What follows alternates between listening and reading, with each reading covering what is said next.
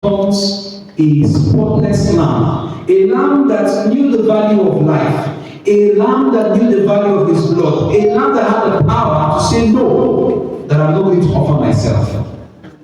But Jesus went ahead to do what? He offered himself.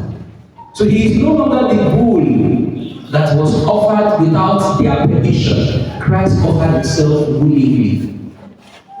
A little bit of explanation. The word blood, simply in our own context, the more you have your blood in check, the more you are normal. But the Hebrews will call the word blood dam. And what we do when we dam water simply means to store water. But in the case of Jesus, he did not store his blood. He gave it all up for us. If our blood is not leaking, if we don't have a blood discharge, we are likely to be normal. But Christ gave all